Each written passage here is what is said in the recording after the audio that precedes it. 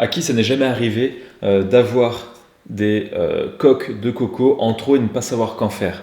Je pense qu'il y a beaucoup de gens dans cette situation. En même temps, qui voulaient faire un petit cadeau ou avoir une petite idée déco sympa, éventuellement pour mettre une plante. Je pense que on est sur un marché très large. Suite à la vidéo avec le coco, on a ces coques, on va faire deux petits projets pour des plantes qui ont mis plus de temps que ce que j'aurais voulu au départ parce que j'étais parti sur autre chose. Bref, vous verrez un peu mes pérégrinations et comment l'idée a maturé pour en arriver là. Je tiens à remercier Mimouna qui m'a donné l'idée de cette vidéo via ma maman, parce qu'elle suivait sur Instagram ma maman. Et c'est ma maman qui m'en a parlé, qui a dit à Mimouna de me le dire parce que cette vidéo aurait pu être sympa. Et donc en partant d'une certaine idée que j'ai plus ou moins foiré, vous verrez le cheminement. Donc voilà, je vous laisse voir tout ça. Donc ce qu'il vous faut pour ce petit DIY de la ficelle, ici c'est du coton. Je me dis que ça pourrait rendre pas mal. Et ici j'avais une ficelle de lin. Donc je sais pas, je dois tester les deux, pourquoi pas, on verra. Un ballon à chaque fois, donc là quelques ballons. Merci la planète. Et de la colle, ici de la colle à bois, de la colle blanche qui va bien, normalement ça devrait le faire. Et des petites plantes. J'ai pas encore les plantes parce que ce projet va falloir un temps de séchage. Ouais, encore une fois dans ma tête ça rend super bien. On va voir si ça rend aussi bien en vrai. Le principe ici ça va être d'enrouler la colle autour d'un ballon. Voilà, au moins avec un petit peu d'électricité statique il reste. Donc là je vais en utiliser pas mal. Ce que j'ai pris c'est que j'ai découpé une bouteille de lait pour faire ici le fond, temps pour temps avec un petit peu d'eau. Donc pour protéger ici, j'ai un vieux corrigé d'un sujet que j'ai passé aux élèves. Hop, la ficelle qu'on va tremper allègrement là-dedans. Quelle longueur? Je pense qu'il en faudra pas mal quand même. On va essayer ici de le mettre plus ou moins comme ça. Et là, de faire plusieurs tours.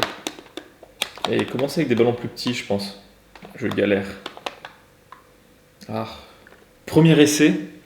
Il faut faire sécher maintenant. Je ne sais pas exactement combien de temps. Je vais essayer de le remettre un petit peu bien pour équilibrer un peu tout ça.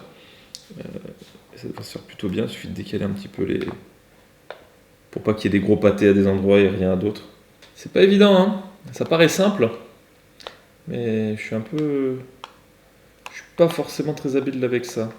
Donc le premier essai n'a pas été particulièrement concluant. J'ai dû pas assez serrer.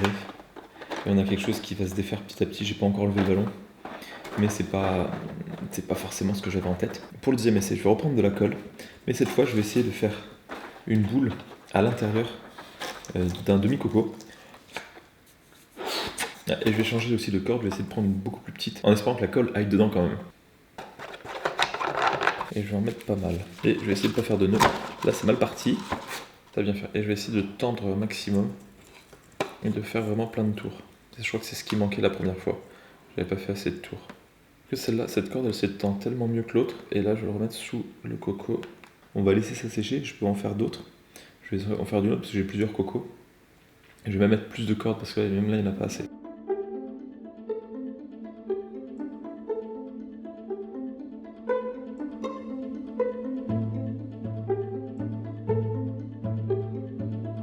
Pour l'avancée des petits projets, ceux-là ils tiennent mais c'est pas fou. Je crois que le mélange colle. Voilà. La colle utilisée. Attends, il faudrait que j'enlève le ballon. Voilà, celui qui fout du bazar. La corde et la colle utilisée, un des deux ne doit pas être bon. Une des deux. Voilà.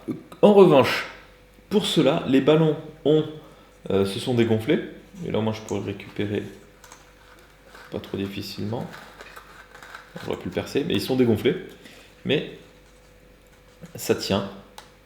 Par contre, il y a des petits bouts de colle qu'il faudrait que j'enlève pour nettoyer un peu tout ça. Mais sinon, c'est à peu près le rendu que je voulais, en nettoyant un petit peu quand même. Peut-être qu'il finira à la pince épilée. Et ce qu'on pourra faire, c'est mettre un petit quelque chose dedans. Une plante, genre Tillandsia, comme ça, qui n'a pas besoin de substrat. Et après, éventuellement, si elle grandit trop, on coupe et on remet dans un truc plus grand. Mais là, on la voit pas très très bien. Et ça manque un peu de surélévation, donc j'aurais voulu trouver des petits bouts de bois. Maintenant, je me dis que ça va être compliqué de la ressortir vu que dans ce sens, ça va pas être évident. Et j'ai récupéré des petits bouts de bois, des copeaux de bois que j'ai trouvé dans la nature. Voilà, c'est pas du tout des bouts de bois qui viennent d'un parterre dans la rue qui entoure les arbres. Non, non, non, jamais j'aurais volé ça. Je trouve ça sympa, elle a la place pour se développer. Et là, ça fait un petit... soit on laisse comme ça, soit par exemple on met 2-3 petits bouts de ficelle, et ça fait un petit peu une boule de Noël. Chose que je vais peut-être pouvoir faire à l'instant. Comment est-ce qu'on pourrait le faire pour que ça soit sympa? Et voici une petite boule de Noël, version végétale, et plutôt sympa. C'est particulier comme déco, hein, ce côté un petit peu sadomaso pour plantes où on l'enferme. Euh, bon, peut-être que personne n'a pensé à ça, et maintenant plus personne ne pourra penser à autre chose qu'à ça. J'ai fait pire comme idée cadeau DIY, j'ai peut-être fait mieux, mais pour l'instant, je trouve ça pas mal. Voilà, donc ça, il n'y a plus qu'à l'accrocher. Et donc ici, celle-là, je ne sais pas trop ce que je vais en faire parce que j'ai mis un peu trop de ficelle. Si vous avez des idées, je prends, mais ça, on va dire que c'est un projet à côté.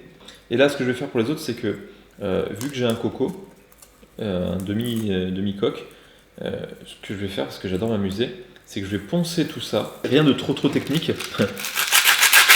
Prends le papier de verre et on frotte. Et on fait ça sur tout le coco. On a quelque chose qui est à peu près lisse et que je pourrais passer à l'huile. Sinon, si vous voulez, on peut mettre de l'huile alimentaire ou de l'huile de lin ou des choses comme ça. Là, ce que j'ai, c'est, j'avais un bouchon ici dont je ne me servais pas et je vais m'en servir de support pour pouvoir tenir le coco comme ça, faire un petit socle. Je vais laisser sécher, nettoyer, ranger, balayer tout ça. Évidemment, vous imaginez bien, je ne vais pas attendre que ça sèche complètement. Donc là, je vais rajouter des petits graviers. Le genre de truc, si vous avez un chat, ne faites pas ça. Et donc ça, je vais le planter dedans. Jardin zen où il n'y a pas grand chose à faire. Version boule de Noël bois brut et version un tout petit peu plus sophistiquée. Quand je dis un tout petit peu plus, c'est vraiment pas énorme. La miniature, voilà. Et donc pour les arroser, surtout en métropole où c'est sec, il faut avoir forcément un brumisateur. Donc là, ce qu'il faudrait essayer, c'est de l'arroser sans mouiller toute la colle qui est autour. Typiquement, dans un bureau, sur un bureau au boulot, ça peut être sympa d'avoir ça. Celles que j'ai, je les arrose pas non plus si fréquemment, il faut voir quand ça devient sec. Je pense qu'il faudrait les arroser un petit pchit quasiment tous les jours, surtout quand il fait sec là, en ce moment c'est pas mal. Et voilà. Donc petite ambiance de Noël ou pas. Vous pouvez faire un cadeau ou le garder pour vous. Si vous aviez des cocos en trop, ça peut être le projet qui peut être sympa. Éventuellement là-dedans, mettre une petite bougie électrique. Mais moi je vous laisse là-dessus. Je vous dis merci beaucoup et à demain.